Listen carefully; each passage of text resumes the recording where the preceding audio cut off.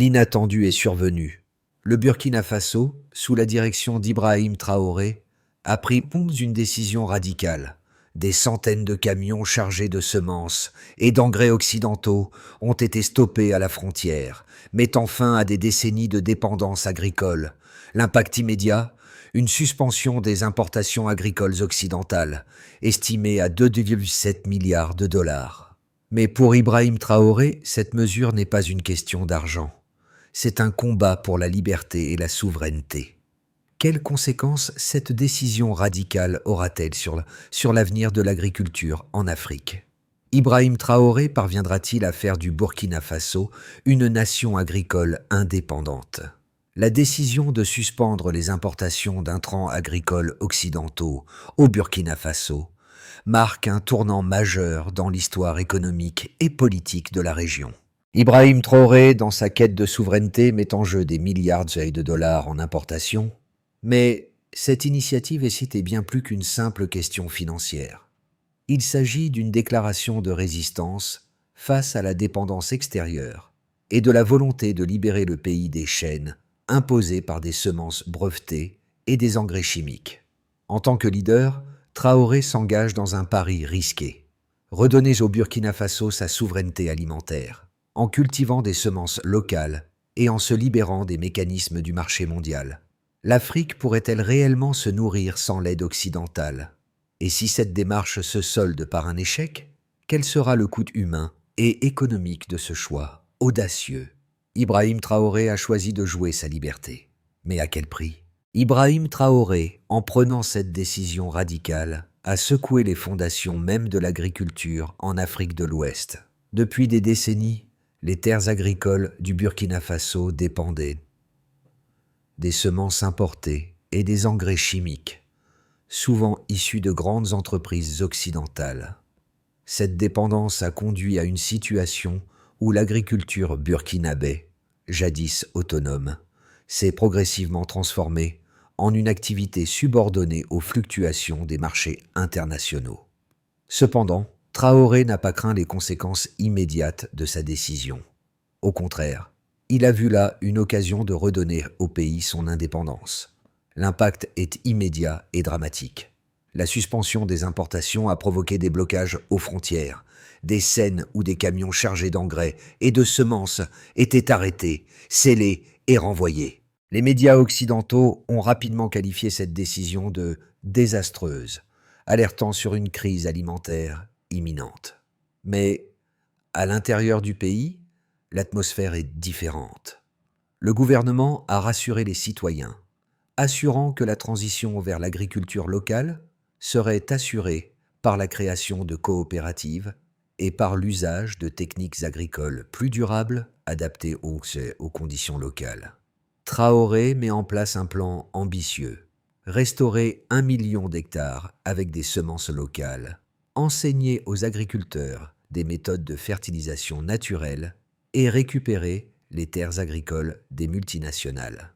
Les premières réactions sont partagées.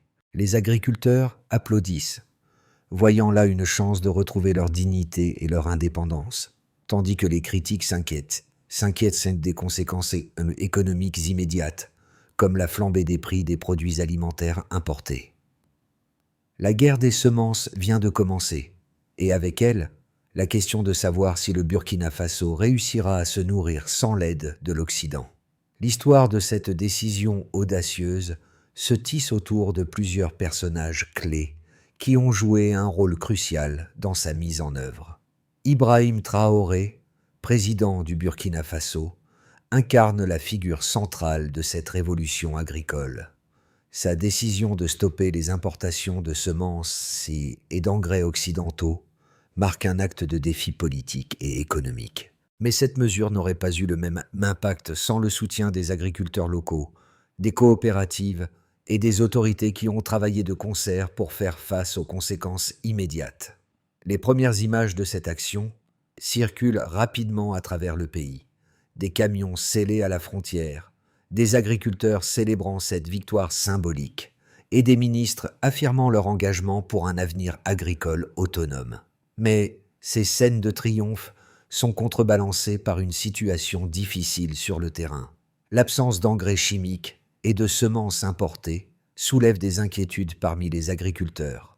La transition vers une agriculture plus locale et durable semble être une solution à long terme, mais les défis immédiats sont immenses.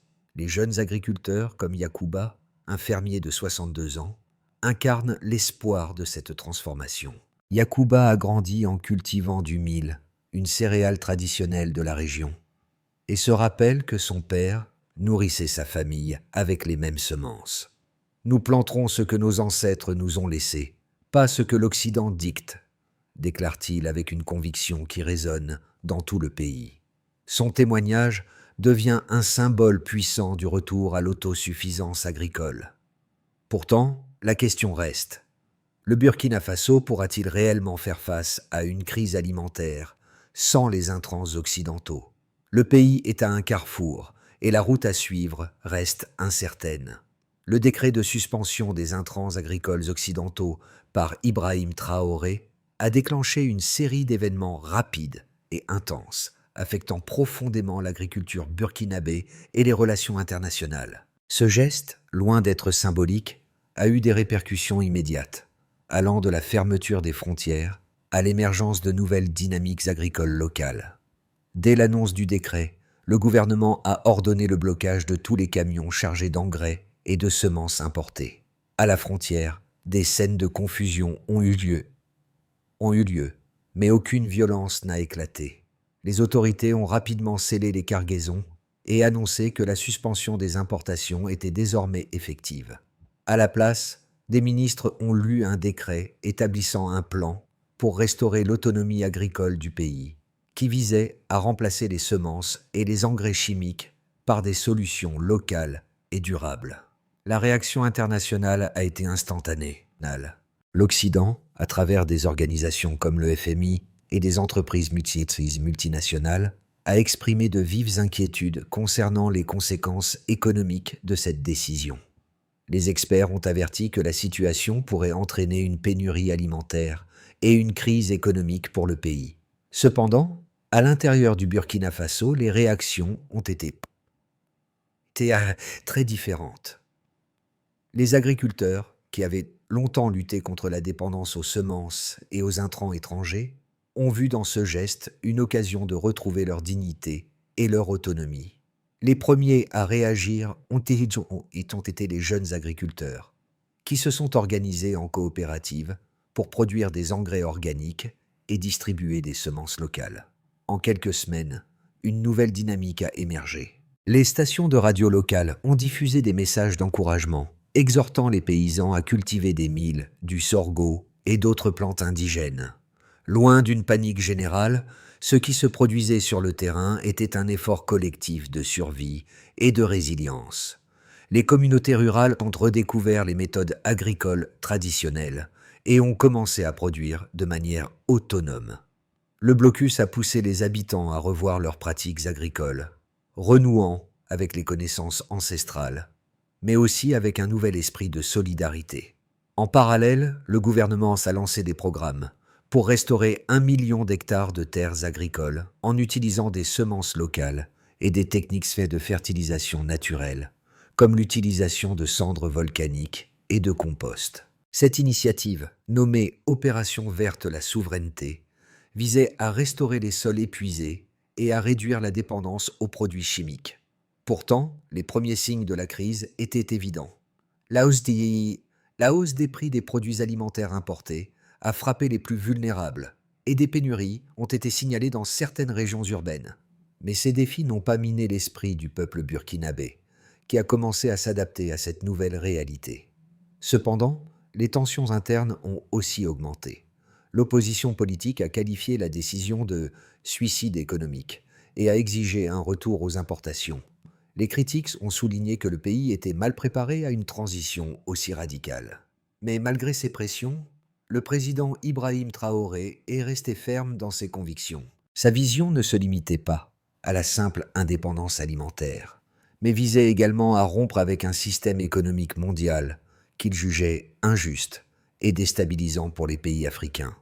La décision de suspendre les importations de semences et d'engrais occidentaux a des répercussions profondes, non seulement sur le plan politique, mais aussi sur l'économie du Burkina Faso.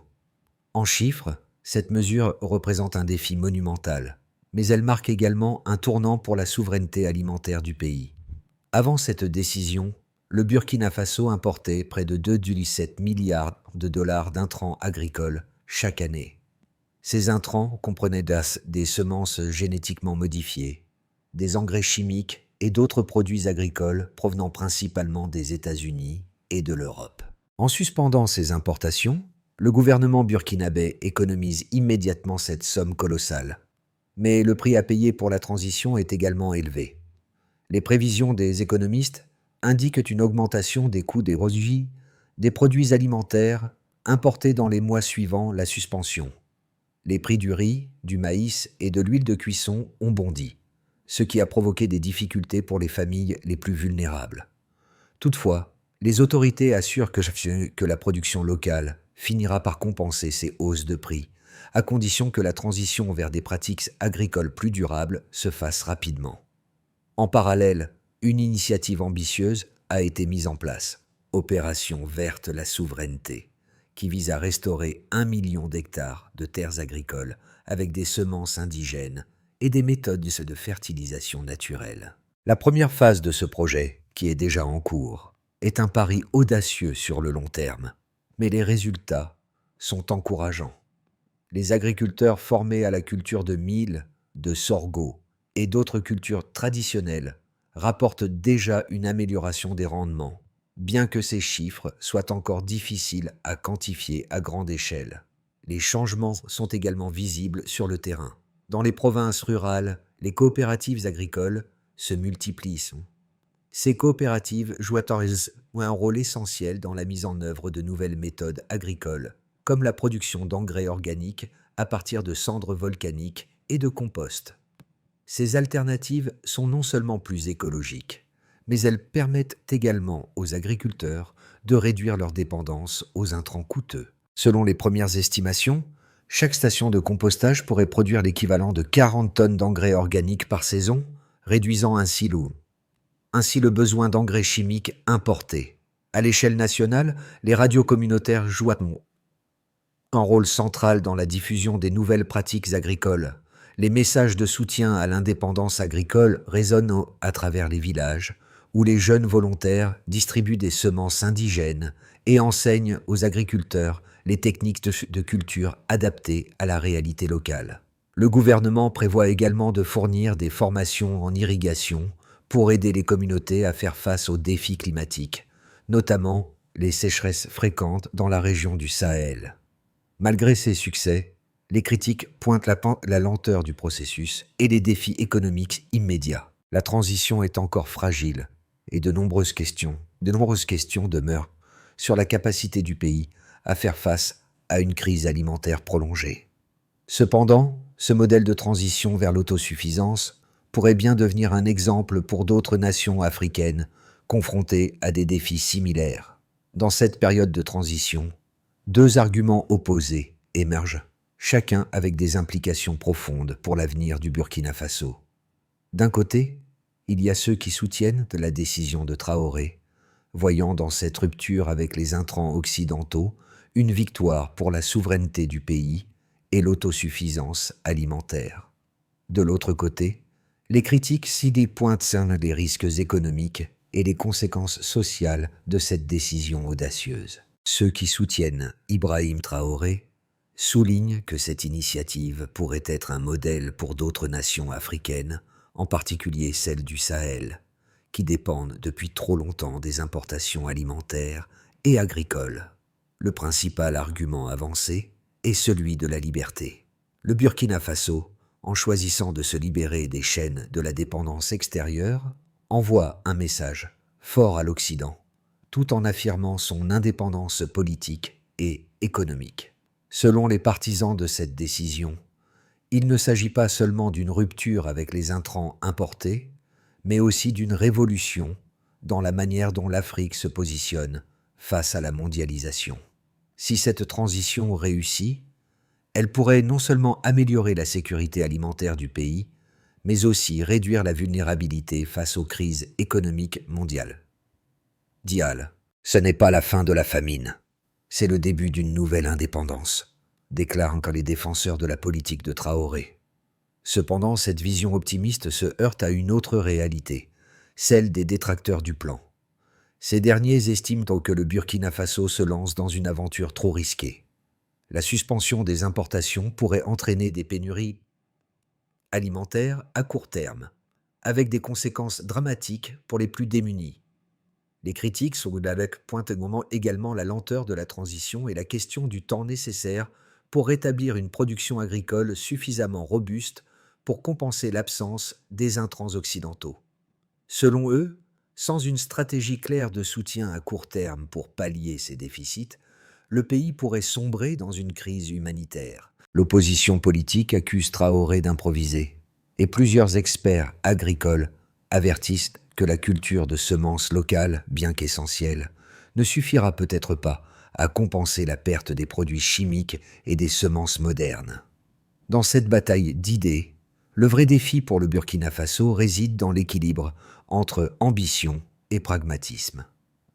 Le succès de cette révolution agricole dépendra de la capacité du pays à renforcer ses infrastructures, à améliorer les rendements locaux et à soutenir les communautés rurales dans cette transition majeure. La souveraineté alimentaire est un objectif noble, mais sa réalisation dépendra de la gestion efficace des risques économiques immédiats. Alors que la situation agricole au Burkina Faso évolue, un élément clé devient évident: la résilience des communautés rurales face à l'incertitude. En dépit des pressions extérieures et des difficultés internes, la mobilisation des habitants autour du projet de souveraineté alimentaire est plus forte que prévu. L'opération verte. La souveraineté n'est plus seulement un plan gouvernemental, mais un mouvement populaire qui commence à transformer profondément le pays. Les premières récoltes de semences indigènes montrent des signes prometteurs, et les coopératives agricoles jouent un rôle central dans la gestion de la crise. Le défi reste grand, mais le pays semble avoir trouvé une voie, quoique fragile, vers l'autosuffisance. Dans les villages, des communautés autrefois désespérées par les échecs passés redécouvrent un nouvel espoir en cultivant leurs propres terres, sans dépendre des importations coûteuses. Un matin d'août, Ibrahim Traoré, vêtu simplement comme un fermier, marche parmi les paysans qui arrosent leur culture. Il se penche et touche le sol, un geste symbolique. « Ce sol ne nous a jamais trahis, dit-il, et cette phrase devient l'hymne de toute une nation. Alors que l'Occident critique, les Africains suivent cette révolution avec une attention particulière, espérant que cette expérience puisse se répercuter sur le reste du continent. Les conséquences de la décision d'Ibrahim Traoré ne se limitent pas à l'agriculture ou à l'économie du Burkina Faso. Elles s'étendent bien au-delà des frontières du pays, affectant à la fois les groupes sociaux et les relations internationales. Les répercussions à court terme sont palpables.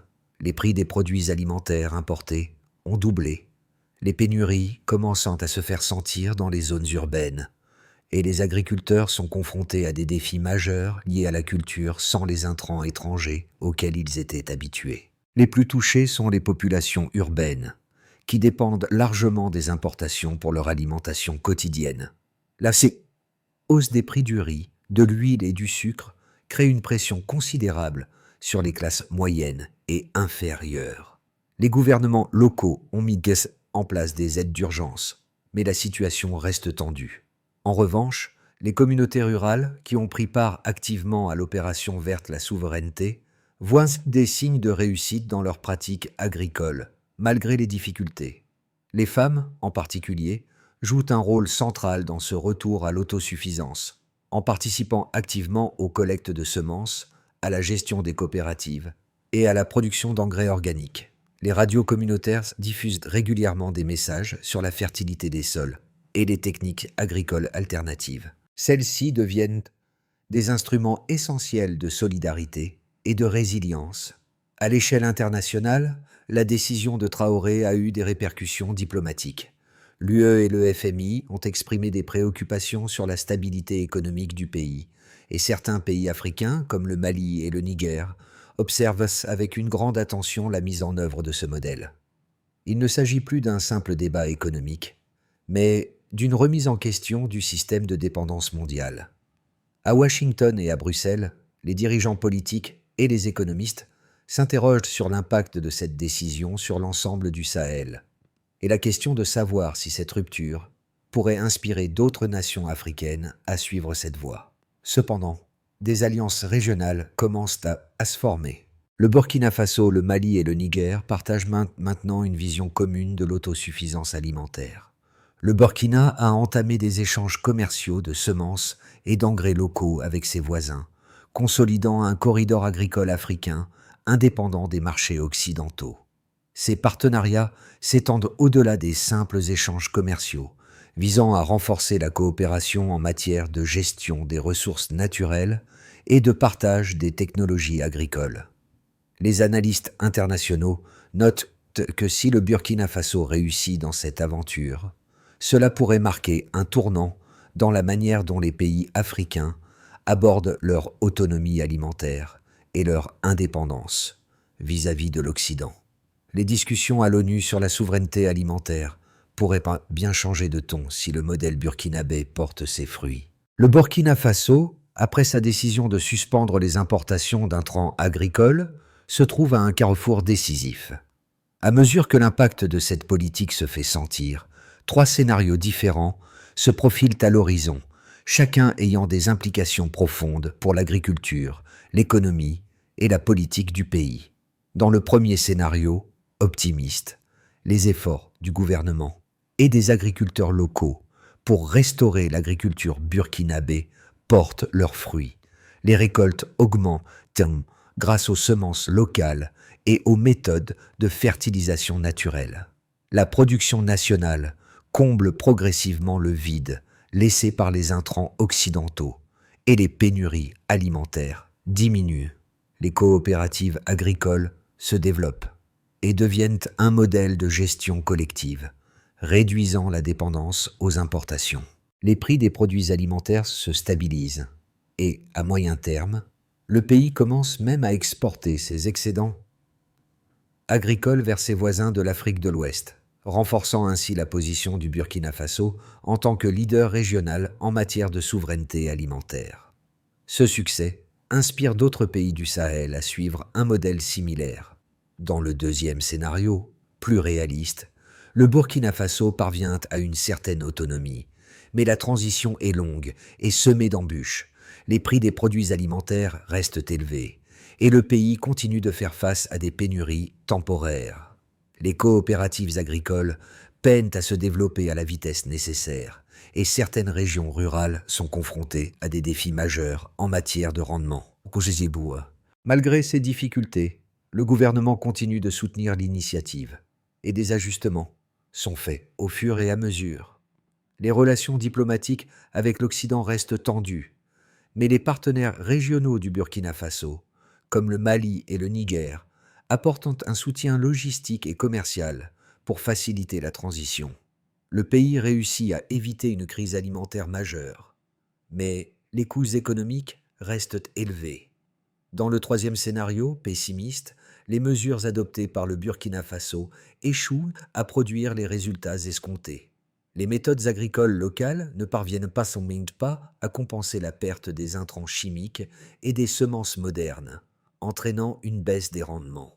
Les pénuries alimentaires deviennent plus graves et les prix des produits importés continuent de grimper. Le pays s'est contraint de demander de l'aide internationale d'urgence pour éviter une crise humanitaire.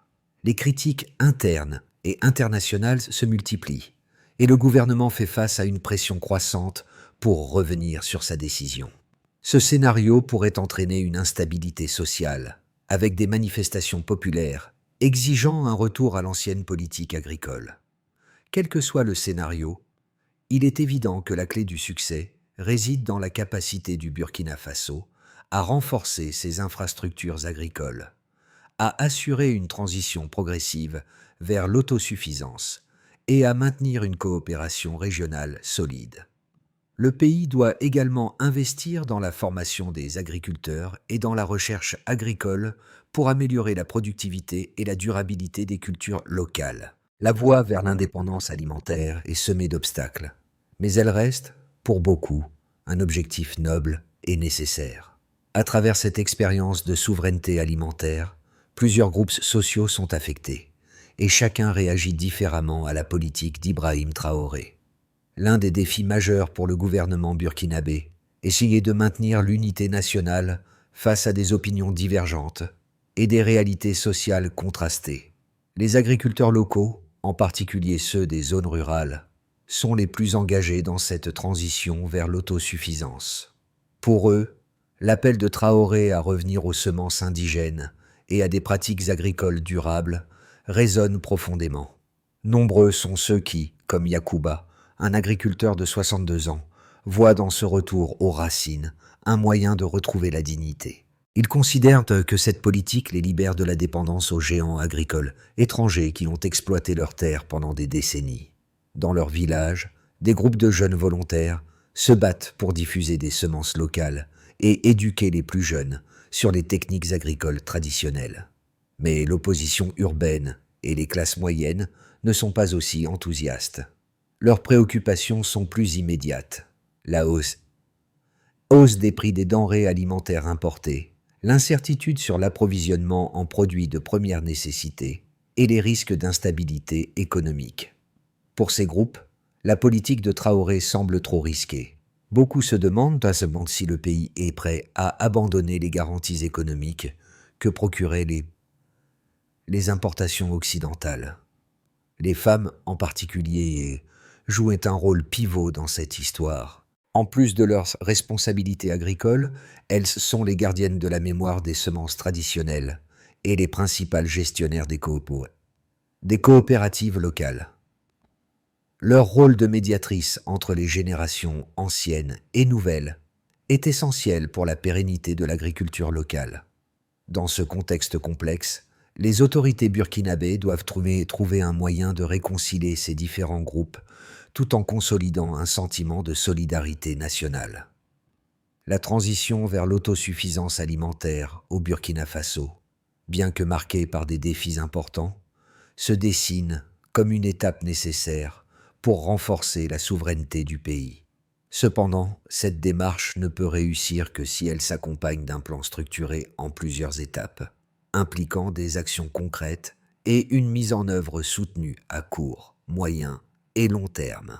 La première étape consiste à former les agriculteurs locaux sur les nouvelles méthodes agricoles, à les doter des compétences nécessaires pour cultiver des semences locales et à leur fournir les outils adéquats pour maximiser les rendements.